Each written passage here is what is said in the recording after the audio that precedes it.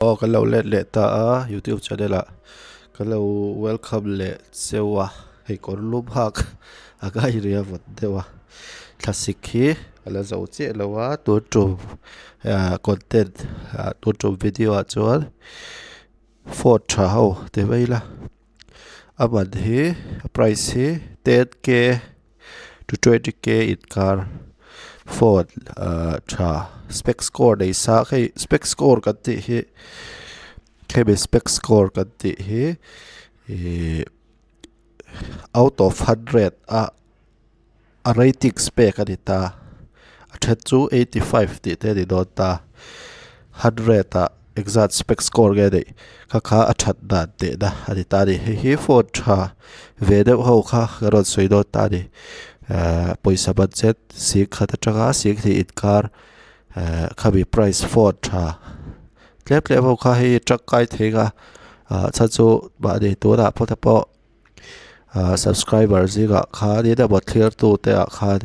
it Ford ta kha lo che to thea exact ge athar si khata changa si thi ba it car Ford thar tha in lei tur ta kha tur chu ba garot soi lega Hey, January 2026 update idea so if I tap out tab thega phone hati headit chi sak sak hi tablu to ko padi chi sak sak hi ataba chu bi wak chorin azol pui kha garot soi regot da di to chu ba chori awasa e Poco M8 hey Poco M8 ka o hi achaga tar pig der ka tok fia wak thei do lewa kha the aga kara saiga ava sabera hian Poco M8 adi chuba Poco M8 hi release thara dia 13 January tu thla hei kup thara hian release chawdi phone chok thara dia Poco M8 hi aban hi 17k borvel chho online price adi chuan aspect score kan thati kha out of 100 a rating hu chu 83% a huwa spec score positive vewa pathi da hian hi spec score lei sang vele deuh shata 85% spec score adei Moto G67 power afik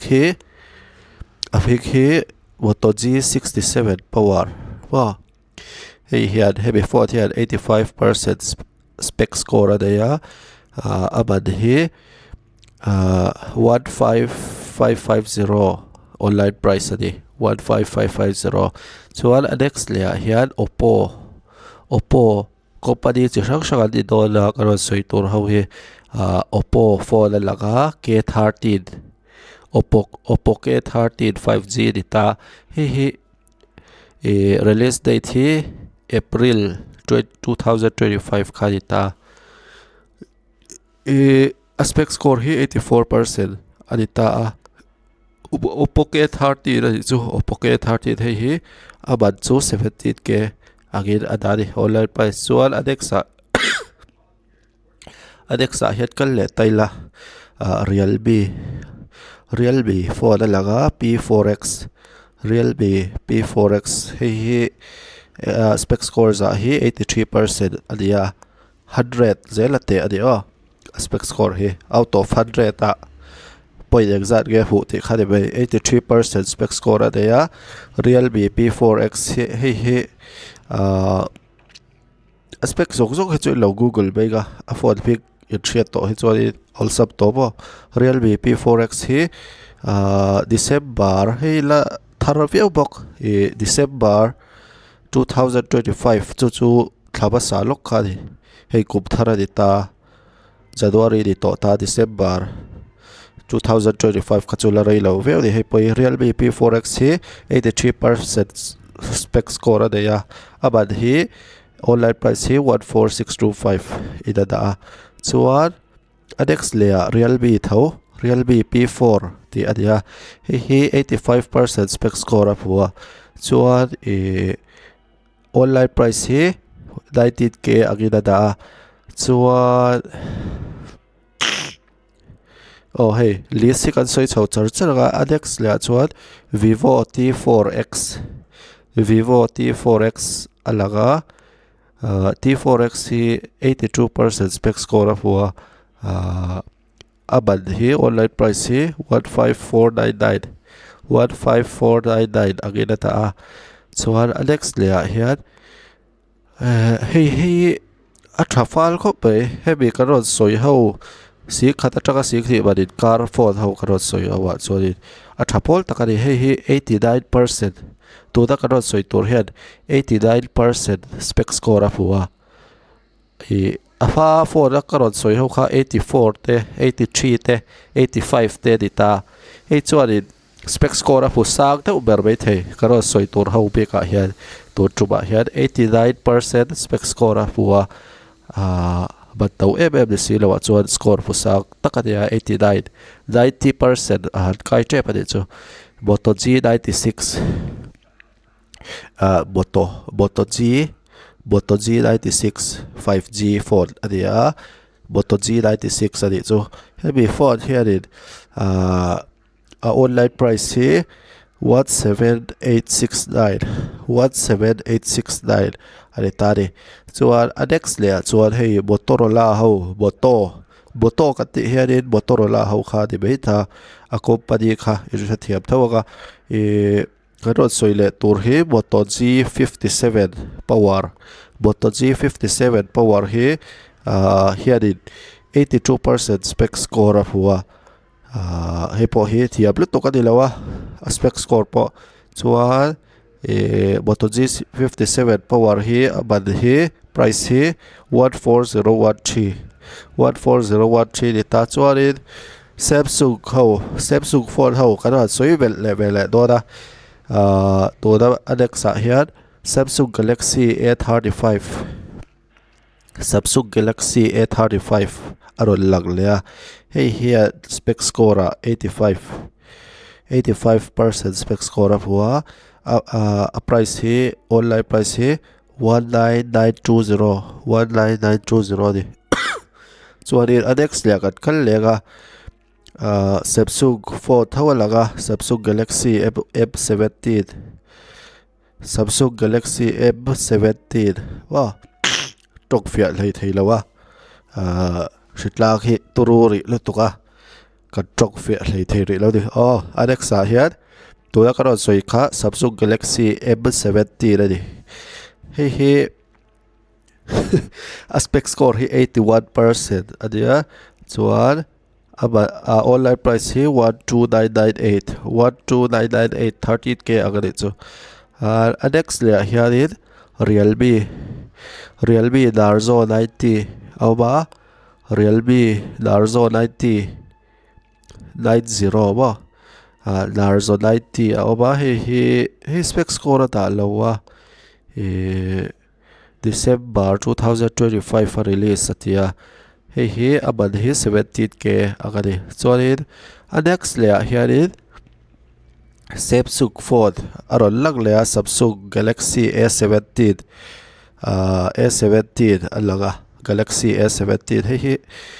spec score hi 82% adia chuan online price hi 19499 chuan Alex le hianin Moto G86 power Alex le hian Moto G86 power Motorola thawani G86 power hei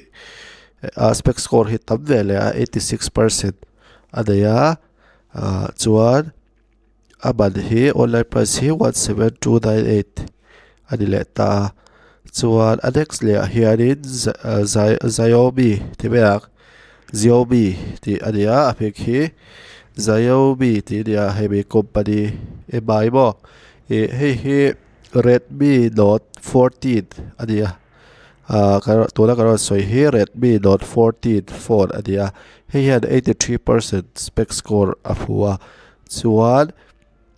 aban hi online price hi 17390 ni le ta Alex le hian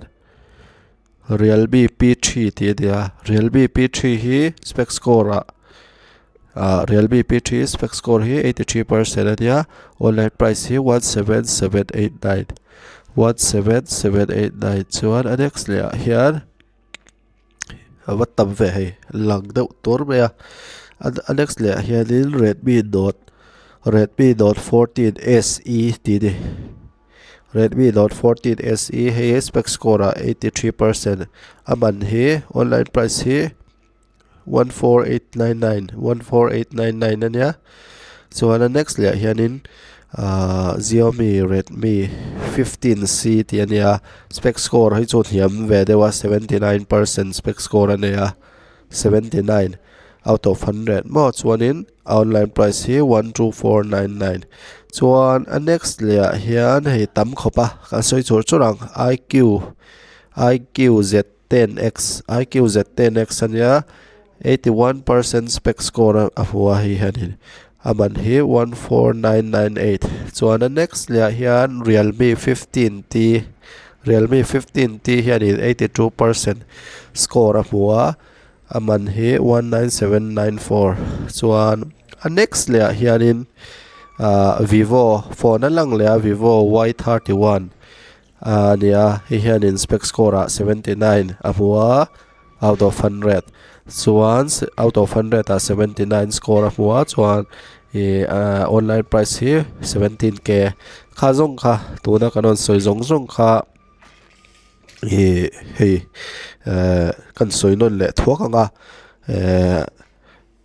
Poco M8 te Moto G67 Power Poco 13 Realme P4X Realme P4 Vivo T4X Moto G96 te Moto G57 Power Samsung Galaxy A35 te Galaxy M17 te chuanin spec score punember kanon soi zinga khan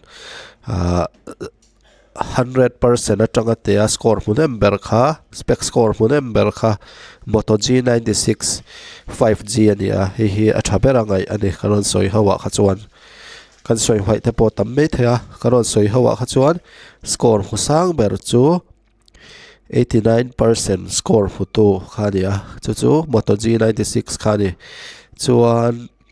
85% hu hi an omle nuala spec score 85% hu hi Moto G67 Power ti te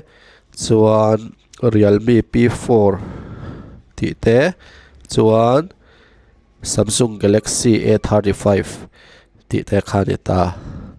kha 85% aba kha chu karon soi ho kha kan lo chin chia thawin karinga kha phone sing kha ta tanga sing he badin kar score hu them zual pui 80 karon soi ho ka chuan 83 ti te 85 80 cross deuh tlang pui ta 79 ti well bor kha chu om thawa karon soi ho je kha phone kan lei tur zual pui ho tun tum video session a chuan phone chungchang ani re a ti khan video kha kan ti top re ka thil dang karon soi lang